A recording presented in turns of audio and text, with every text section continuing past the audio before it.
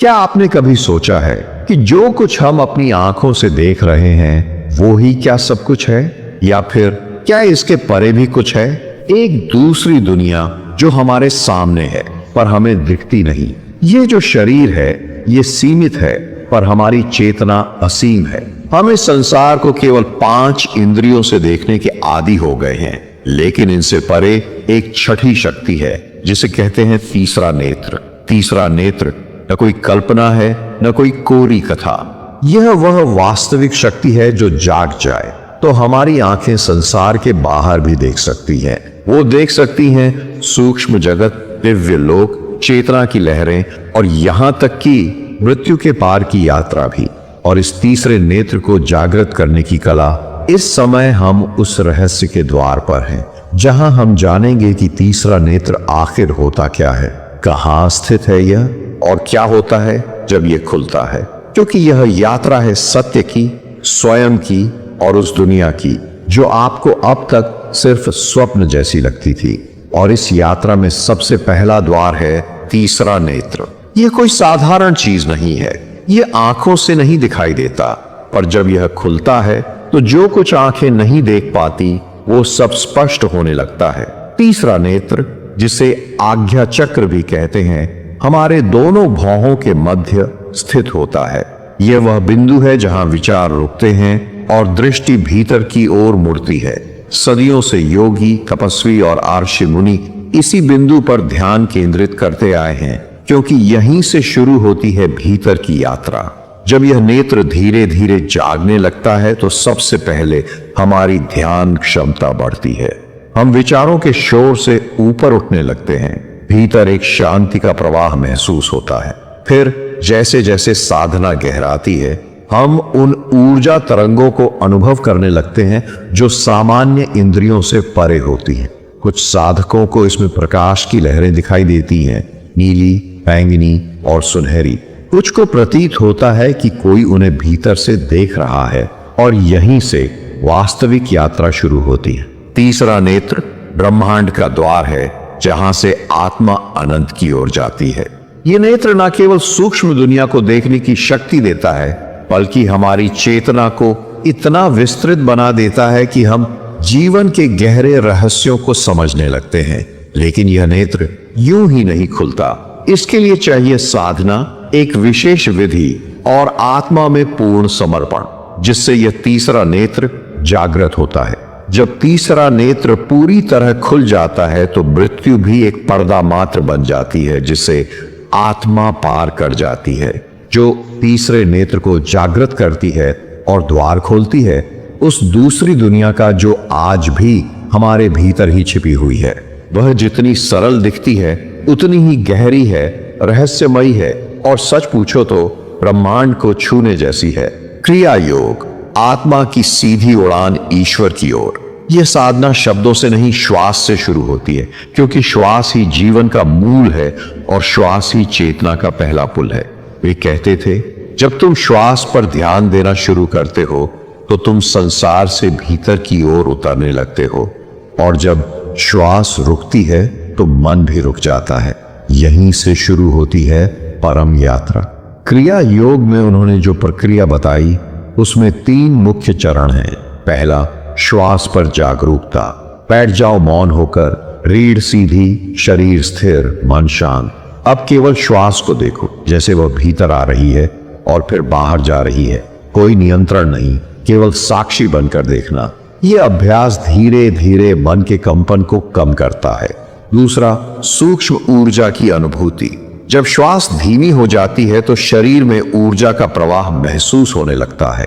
यह ऊर्जा ही है जो तीसरे नेत्र की ओर उठती है।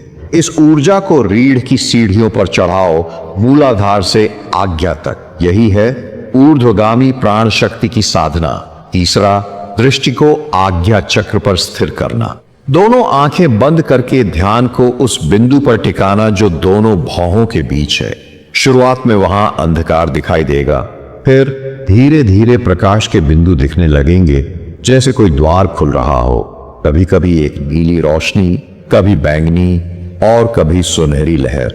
यह प्रकाश ब्रह्मांडीय द्वार है जहां से आत्मा दूसरे लोकों में प्रवेश करती है। पर इस साधना का मूल रहस्य किसी बाहरी अभ्यास में नहीं था, बल्कि पूर्ण समर्पण में था। साधना करो, पर उस आनंद की अपेक्षा मत रखो। वो स्वयं आएगा जब तुम्हारा प्रेम पूर्ण हो जाएगा। और इस दुनिया में प्रवेश करने के बाद जो होता है वो ना देखा गया होता है, ना समझा गया होता है, क्योंकि वह दुनिया हमारी सोच, कल्पना, यहां तक कि भाषा से भी परे होती है। अब हम प्रवेश करेंगे उन अनुभवों में जो उन साधकों ने किए। उनके जीवन में क्या बदला? क्या उन्होंने वास्तव में दूसरी दुनिया देखी? तीसरा नेत्र जागने के बाद के असली अनुभव, जब उसकी आंखें बंद होने पर भी दुनिया सामने खुल जाती, लेकिन यह कोई स्वप्न नहीं होता, ना ही कल्पना। ये होता है तीसरे नेत्र की पहली झलक। तीसरा नेत्र जागता है तो सबसे पहले एक गहरी शांति भीतर फैलती है, मानो कोई मौन बोलने लगा हो। इस मौन में शब्द नहीं होते, लेकिन सब कुछ कहा जाता है। कई साधकों ने अनुभव किया कि ध्यान के दौरान उन्हें प्रकाश की लहरें दिखने लगी, कभी नीली, कभी सुनहरी, कभी सफेद। इन लहरों के बीच उन्हें ऐसा लगा जैसे कोई अदृश्य शक्ति उन्हें ऊपर खींच रही है। कोई हवा नहीं चल रही, फिर भी वे हल्के होने लगते हैं। शरीर जैसे गायब हो रहा हो। अचानक लगा जैसे मैं शरीर से बाहर निकल गया हूं। मैं ऊपर उठ रहा हूं, नीचे अपना शरीर देख सकता हूं। फिर एक द्वार दिखा, तेज नीले प्रकाश से घिरा हुआ, और जब मैंने उस द्वार में प्रवेश किया तो समय जैसे रुक गया। ना दिन ना रात, बस मौन और प्रेम। एक अन्य साधक कहता है, तीसरा नेत्र खुलने के बाद हर चीज अलग लगने लगी। पेड़, पक्षी, हवा, सब चेतना से भरे लगे। हर व्यक्ति का चेहरा अब एक कहानी बताता है। तीसरा नेत्र खुलना मतलब यह नहीं कि आप कुछ देखेंगे, बल्कि आप वह बन जाएंगे जो सब कुछ देख सकता है। आप दृष्टा बनते हो, दुनिया देखने वाला नहीं, बल्कि दुनिया के परे देखने वाला। ऐसे अनुभव केवल कुछ क्षणों के लिए नहीं होते, वे जीवन की दिशा ही बदल देते हैं। कुछ लोगों ने बताया कि उन्हें दिव्य ध्वनियां सुनाई देने लगी, आनंदमयी झंकार, जैसे अंतरिक्ष कोई संगीत बजा रहा हो। कुछ ने सूक्ष्म शरीरों को देखा, कुछ ने अपने पूर्व जन्मों की झलकें देखी, कुछ को दिव्य गुरुओं के दर्शन हुए जो अब शरीर में नहीं हैं, लेकिन चेतना में जीवित है।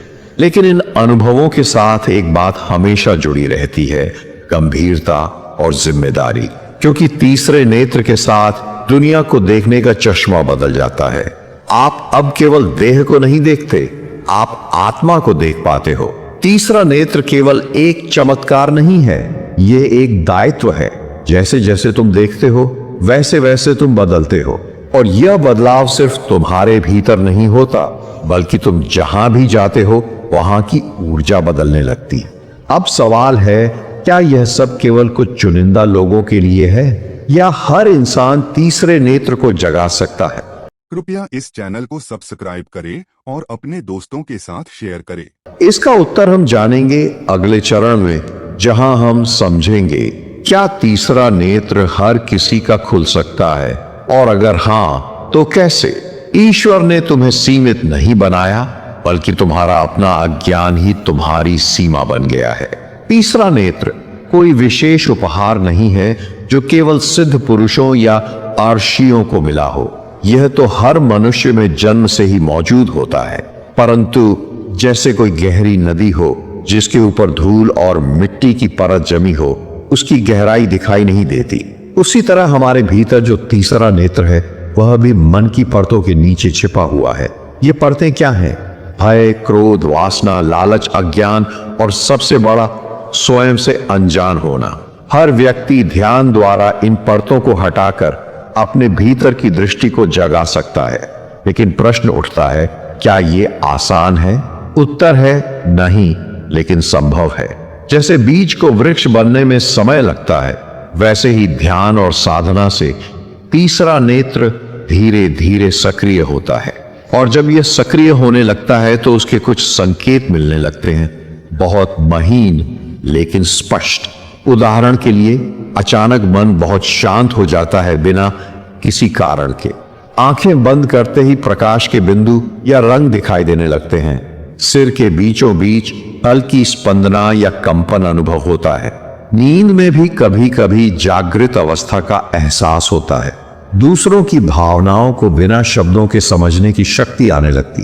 पर ये सब संकेत कभी कभी डराते भी हैं, क्योंकि यह दुनिया जिसे हम पहचानते थे धीरे धीरे बदलने लगी। जब तीसरा नेत्र जागता है तो तुम बाहर की नहीं, भीतर की आंख से देखना शुरू करते हो। अब तुम मनुष्यों को नहीं, उनकी आत्मा को देखने लगते हो। अब शब्दों से नहीं, ऊर्जा से बात होने लगती है। यह कोई चमत्कार नहीं, बल्कि चेतना का विस्तार है। और हाँ, यह हर किसी के लिए संभव है, यदि वह तैयार हो सत्य के मार्ग पर चलने के लिए, ध्यान के प्रति समर्पित होने के लिए और भीतर उतरने के लिए। पर इस यात्रा में सबसे जरूरी चीज है धैर्य, क्योंकि तीसरा नेत्र किसी कुंजी से नहीं खुलता, यह खुलता है अंदर की अग्नि से। वह अग्नि जो प्रेम से जलती है, भक्ति से जलती है, सत्य की तलाश से जलती है। अब अगले चरण में हम जानेंगे तीसरे नेत्र की शक्ति को कैसे हम रोजमर्रा की जिंदगी में उपयोग कर सकते हैं, क्योंकि यह केवल ध्यान में बैठने की चीज नहीं, बल्कि जीवन में जागने की विधि है। जब तीसरा नेत्र जागता है तो वह सिर्फ ध्यान की गहराई तक सीमित नहीं रहता। उसका प्रभाव तुम्हारे हर क्षण, हर निर्णय, हर संबंध, यहां तक कि तुम्हारी दृष्टि और वाणी में उतर आता है। अब प्रश्न उठता है, जब तीसरा नेत्र सक्रिय हो जाए तो हम रोजमर्रा की दुनिया में उसका उपयोग कैसे करें? पहला उपयोग निर्णय लेने में। जब तुम्हारा आंतरिक नेत्र जागता है, तब तुम किसी निर्णय को सिर्फ तर्क या लाभ हानि से नहीं देखते, बल्कि तुम यह अनुभव करते हो कि इस निर्णय से मेरी आत्मा कितनी शांति पाती है। तुम्हारे भीतर से एक स्पष्ट हाँ या ना बिना भ्रम के उभरती है। दूसरा उपयोग संबंधों में। अब तुम किसी से बात करते हो तो केवल उसके शब्द नहीं सुनते, बल्कि उसकी ऊर्जा, उसकी भावना, यहां तक कि उसकी छिपी हुई पीड़ा को भी महसूस कर सकते हो। तुम्हारे भीतर एक करुणा जागती है जो किसी को बदलना नहीं चाहती, बस स्वीकार करती। यही कारण है कि तीसरे नेत्र से देखने वाला व्यक्ति कम बोलता है, धीरे चलता है, गहराई से सुनता है। तीसरा उपयोग संकट के समय में। जब जीवन में परेशानी आती है तो सामान्य मन विचलित हो जाता है, पर तीसरे नेत्र की दृष्टि हर संकट में एक शिक्षा, एक छिपी दिशा देखती है। अब तुम पीड़ित नहीं होते, बल्कि साक्षी बनते हो। तुम्हें पता होता है यह भी बीत जाएगा और मैं इससे भी बड़ा हूं। चौथा उपयोग कार्य में एकाग्रता। तीसरा नेत्र जागने पर मन स्वाभाविक रूप से विचारहीन होता है। इसका अर्थ यह नहीं कि सोचने की क्षमता चली गई, बल्कि अब तुम केवल वही सोचते हो जो जरूरी है। अब कार्य करते समय विचारों की भीड़ नहीं होती, बल्कि पूरी चेतना उस कार्य में उतरती है। जो साधक तीसरे नेत्र से देखना सीख जाता है, वह जीवन को एक साधना बना देता है। काम, प्रेम, भोजन, संवाद, सब कुछ ध्यान बन जाता है। पांचवा उपयोग मृत्यु के भय से मुक्ति। सबसे बड़ी बात यह होती है कि तीसरे नेत्र की दृष्टि से तुम यह देख लेते हो कि तुम शरीर नहीं हो, तुम समय नहीं हो, तुम जन्म मरण के पार हो। तब जीवन एक खेल बन जाता है और मृत्यु एक द्वार। अब तुम हर दिन पूर्णता से जीते हो, क्योंकि तुम्हें कोई जल्दबाजी नहीं होती, कोई डर नहीं रहता। तुम्हारी उपस्थिति एक शांति का स्रोत बन जाती है जो आसपास के लोगों को भी स्पर्श करने लगती है। अब सवाल उठता है, इस शक्ति को स्थायी कैसे बनाया जाए? क्या यह अनुभव हमेशा रह सकता है? क्योंकि बहुत लोग कुछ समय के लिए जागते हैं और फिर से खो जाते हैं। जब पहली बार तीसरे नेत्र की झलक मिलती है तो अनुभव बहुत गहरा होता है, मानो किसी ने भीतर का सारा अंधकार हटा दिया हो। लेकिन कुछ समय बाद वह रोशनी फिर धुंधली पड़ने लगती है। मन पुराने पैटर्न में लौटने लगता है, विचार वापस हावी होने लगते हैं। और तब सवाल उठता है, क्या यह अनुभव सिर्फ क्षणिक था या मैं ही उसे थाम नहीं सका? ईश्वर की अनुभूति क्षणिक नहीं होती, पर तुम्हारी तैयारी अधूरी हो तो तुम उस अनुभव को थाम नहीं सकते। तीसरा नेत्र कोई बटन नहीं है जिसे एक बार दबाकर हमेशा के लिए चालू रखा जा सके। यह तो एक निरंतर अभ्यास है, एक जीवन पथ तो कैसे टिके रहें इस अनुभव में? पहला सूत्र, नित्य ध्यान। ध्यान तुम्हारे भीतर की स्थिरता का स्रोत है। जैसे जल को शांत करने के लिए हवा को रोकना पड़ता है, वैसे ही मन को शांत करने के लिए नित्य ध्यान अनिवार्य है। पर यह ध्यान कोई दिखावे का नहीं, कोई मंत्र या विधि पर टिके रहना भी नहीं, बल्कि साक्षी भाव से बैठना है। हर दिन सुबह हो या रात, कुछ पल खुद के साथ, बिना मोबाइल, बिना शब्दों, बिना अपेक्षाओं के, बस चुपचाप बैठ जाना। दूसरा सूत्र, आत्म जागृति का स्मरण। जब दिन भर काम, रिश्ते और जिम्मेदारियों में फंसे रहते हो तो तीसरे नेत्र की दृष्टि खोने लगती है। इसलिए जरूरी है हर घंटे में एक बार, एक क्षण के लिए ही सही, अपनी चेतना की याद करना। सिर्फ एक प्रश्न पूछो, क्या मैं जागा हुआ हूं? यह प्रश्न तुरंत तुम्हें भीतर खींच लेता है। तीसरा सूत्र, संयम। तीसरे नेत्र की ऊर्जा बहुत सूक्ष्म होती है। अगर जीवन में बहुत अधिक उत्तेजना, भोजन में असंतुलन या व्यर्थ की बातें, क्रोध, हिंसा, इन सब का झोर रहेगा तो यह ऊर्जा बिखर जाएगी। जिसने अपनी इंद्रियों पर विजय पाली वही तीसरे नेत्र को टिकाए रख सकता है। इसका अर्थ ये नहीं कि तुम दुनिया छोड़ दो, बल्कि उसका मतलब है जागरूकता से जियो। चौथा सूत्र, सत्संग और आत्मिक संगति। हम जिनके बीच रहते हैं उनकी ऊर्जा हमें छूती है। अगर तुम्हारे चारों ओर केवल भौतिक बातें हों, टीवी, मोबाइल, नकारात्मक विचार, तीसरा नेत्र धीरे धीरे सोने लगता है। लेकिन अगर तुम योगियों के वचन सुनो, ध्यान साधकों के साथ समय बिताओ, तो भीतर का द्वार खुला रहता है। पांचवां सूत्र, सेवा। तीसरे नेत्र की दृष्टि सिर्फ खुद तक सीमित नहीं रहती। जब वह जागता है तो उसके साथ आता है एक गहरा दया भाव। अब तुम केवल देखना नहीं चाहते, बल्कि दूसरों के दुख को हल्का करना चाहते हो। सेवा वो अग्नि है जो तुम्हारे भीतर के ज्ञान को संसार में रोशनी बनाकर फैलाती है, और यही सेवा तुम्हें अहंकार से बचाती है। क्योंकि तीसरा नेत्र खुलने के बाद सबसे बड़ा खतरा होता है अहंकार। तुम सोच सकते हो, मैं विशेष हूं, मुझे दिव्य दृष्टि मिल गई है, और यही विचार तुम्हें फिर अंधेरे में ले जाता है। पर जो सेवा करता है वह झुकता है, वह प्रेम करता है, वह जानता है मैं कुछ नहीं हूं, सब उसी की कृपा है। अब एक अंतिम सवाल, क्या तीसरे नेत्र की पूरी शक्ति का कोई चरम होता है? क्या कोई बिंदु आता है जहां चेतना पूर्णतः मुक्त हो जाती है? इसका उत्तर हम आगे जानेंगे। जब तीसरा नेत्र पूर्णतः जाग जाए तो क्या होता है? क्या जीवन वैसा ही रहता है जैसा पहले था, या कुछ मूलभूत रूप से बदल जाता है? तीसरे नेत्र का पूर्ण जागरण मृत्यु के पार जीवन को देखने की कला है।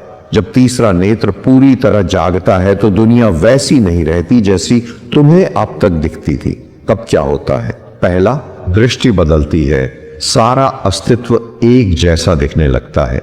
अब तुम मनुष्य को केवल शरीर से नहीं देखते, बल्कि उसके पीछे बहती चेतना की नदी को महसूस करते हो। अब कोई अमीर, गरीब, सुंदर, कुरूप, धर्म या जाति नहीं दिखती। सिर्फ एक शुद्ध ऊर्जा दिखती है जो हर रूप में बह रही है। यह दृष्टि इतनी करुणा से भर जाती है कि तुम शत्रु को भी मित्र की तरह देखना शुरू कर देते हो। दूसरा, मृत्यु का डर समाप्त हो जाता है। जिसे लोग मृत्यु कहते हैं वह तुम्हारी आंखों में सिर्फ एक स्थान परिवर्तन बन जाती है। अब तुम जान जाते हो, मैं यह शरीर नहीं हूं। कृपया इस चैनल को सब्सक्राइब करें और अपने दोस्तों के साथ शेयर करें। मैं यह विचार नहीं हूं, मैं यह नाम, धर्म, पहचान नहीं हूं। मैं हूं केवल चेतना, अजर, अमर, अखंड। जब यह अनुभव स्थायी हो जाता है तो मृत्यु जीवन का अंत नहीं, बल्कि एक नए अध्याय की शुरुआत बन जाती है। तीसरा, संकल्प की शक्ति कई गुना बढ़ जाती है। जब तीसरा नेत्र जाग जाता है तब तुम जो भी सोचते हो वह विचार ब्रह्मांड की गहराइयों में उतरता है और तुरंत क्रिया में बदलने लगता है। अब कोई सामान्य इच्छा तुम्हें छू भी नहीं सकती। अब तुम्हारे संकल्प केवल तुम्हारे लिए नहीं, समष्टि की भलाई के लिए बनने लगते हैं। चौथा, अहंकार की मृत्यु हो जाती है। अब तुम किसी व्यक्ति की तरह नहीं जीते, अब तुम उस शून्य की तरह जीते हो जिसमें सब कुछ समाया है। तुम्हें अब मैं क्या हूं से ज्यादा मैं नहीं हूं का अनुभव होता है। तुम अब नदी नहीं, सागर हो जाते हो, बिना सीमाओं के। पांचवा, गुरु की कृपा प्रत्यक्ष अनुभव बन जाती है। अब गुरु सिर्फ एक व्यक्ति नहीं रहते, अब वे हर श्वास में, हर धड़कन में जीवित हो जाते हैं। अब वे किसी मूर्ति में बंद नहीं रहते, अब वे तुम्हारे भीतर एक ज्योति बन जाते हैं। जिस क्षण तुम्हारी चेतना तैयार होती है, गुरु भीतर प्रकट हो जाता है, और यही होता है जब तीसरा नेत्र पूरी तरह खुल जाता है। अब एक सवाल उठता है, क्या इस अवस्था में जीवन की समस्याएं समाप्त हो जाती हैं या फिर कुछ नया संघर्ष शुरू होता है? अब हम उस गहरे रहस्य पर ध्यान केंद्रित करेंगे जो तीसरे नेत्र के पूर्ण जागरण के बाद होता है। तीसरा नेत्र और परम ज्ञान की अंतिम छलांग, जहां न कोई साधक बचता है न कोई साधना। जब तीसरा नेत्र पूरी तरह से जाग जाता है तो जीवन में एक अद्भुत परिवर्तन होता है। एक ऐसा परिवर्तन जो साधक की पहचान को पूरी तरह से मिटा देता है। पहला, अंततः साधक नहीं रहता, केवल साक्षी रहता है। जब तुम्हारी आंखें तीसरे नेत्र से देखती हैं तो तुम्हें यह एहसास होता है, तुम जो कुछ भी थे वह सब मात्र एक स्वप्न था। तुमने जो मैं महसूस किया था वह भी एक भ्रम था। तुमने जो इस संसार को एक व्यक्तिगत अनुभव के रूप में जाना था वह भी अब सर्वव्यापी बन गया है। तुम अब साक्षी हो, देखने वाला, जो इस शरीर, इस मन, इस दुनिया के खेल को देखता है लेकिन उनसे न जुड़ता है, न प्रभावित होता है। अब तुम जानते हो, मैं न शरीर हूं, न मन, न विचार। मैं वही शुद्ध चेतना हूं जो सब कुछ देख रही है। दूसरा, आत्मा का मिलन ब्रह्म से, अंतिम अनुभव। जब तीसरा नेत्र पूरी तरह खुलता है तब एक दिन अचानक तुम्हें यह महसूस होता है, तुम स्वयं ब्रह्म हो, तुम स्वयं शुद्ध अस्तित्व हो। अब तुम्हारा अस्तित्व केवल तुम्हारे शारीरिक शरीर तक सीमित नहीं रहता, यह विराट हो जाता है, यह सब में समाया हुआ होता है। यहां कोई अंतर नहीं रहता तुम में और ब्रह्म। तुम वही हो जो अनंत है, निराकार है और सर्वव्यापी है। इस अनुभव में तुम और ब्रह्म दोनों एक ही होते हैं। तीसरा, कोई साधना नहीं रहती। जब तुम्हारा अनुभव सत्य हो जाता है तब कोई साधना नहीं रहती। अब न कोई ध्यान, न कोई व्रत, न कोई साधना विधि की आवश्यकता होती है, क्योंकि तुम्हारा वर्तमान ही पूरे ब्रह्मांड का सर्वोत्तम ध्यान बन जाता है। तुम जितना गहरे इस सत्य में डूबते हो उतना अधिक तुम पाते हो। तुम स्वयं ही ब्रह्म हो, तुम स्वयं ही वह चेतना हो जो हर एक रूप में प्रकट होती है। साधना से कोई अंतर नहीं पड़ता, क्योंकि अब साधक और साधना दोनों एक हो जाते हैं। चौथा, संसार एक खेल की तरह प्रतीत होने लगता है। अब इस दुनिया में कुछ भी स्थायी नहीं लगता। सभी रिश्ते, सभी घटनाएं, सभी परिस्थितियां मात्र खेल जैसी प्रतीत होती हैं। तुम जीवन को उसी तरह देखना शुरू कर देते हो जैसे एक अभिनेता अपने अभिनय को देखता है, बिना जुड़ाव, बिना प्रभावित हुए। अब तुम जानते हो जो कुछ भी है वह माया है, एक सपना है जो कुछ क्षणों के लिए दिखाई देता है। तुम उसे स्वीकार करते हो लेकिन उसे थामते नहीं, क्योंकि अब तुम जानते हो तुम सिर्फ ब्रह्म हो। यह संसार तुम्हारी रचना है, तुम्हारी चेतना का एक विस्तार है। सभी दुख और सुख तुम्हारे ही भीतर अनुभव हो रहे हैं। पांचवा, अंतिम मुक्ति। जब तीसरे नेत्र का अनुभव पूर्ण हो जाता है तो वह साधक के लिए आत्म मुक्ति बन जाती है। यह मुक्ति न तो किसी मंदिर में, न किसी विशेष पूजा में, न किसी यात्रा में होती है। यह मुक्ति केवल साक्षात्कार से होती है। साक्षात्कार कि तुम स्वयं ब्रह्म हो, स्वयं वही परम सत्य हो। तुम अब उस शुद्ध चेतना का हिस्सा बन जाते हो जो न समय से बंधी है न स्थान से। अब कोई भूतकाल या भविष्य नहीं रहता, केवल वर्तमान में तुम हो। तुम वही शाश्वत चेतना हो जो हर जगह, हर समय अस्तित्व में है। जब तीसरा नेत्र इस स्तर पर जागृत होता है तो कोई साधक नहीं बचता, सिर्फ एक ब्रह्म रूप, एक साक्षी अस्तित्व बचता है। तुम्हारा जीवन अब ब्रह्म के अखंड सत्य में समाहित हो जाता है, और यही है वह अंतिम सत्य जहां से कोई लौट नहीं सकता, जहां से कोई ऊंच नहीं सकता, क्योंकि तुम स्वयं वही हो। तीसरे नेत्र का जागरण वह गहरी चेतना है जो हमें अपनी असली पहचान से जोड़ती है। वह पहचान जो न सीमित है और न भौतिक रूप से बंधी। जब हम इस दिव्य दृष्टि को पाते हैं तो हम उस शुद्ध सत्य को महसूस करते हैं जो सर्वव्यापी और अनंत है। कृपया इस चैनल को सब्सक्राइब करें और अपने दोस्तों के साथ शेयर करें।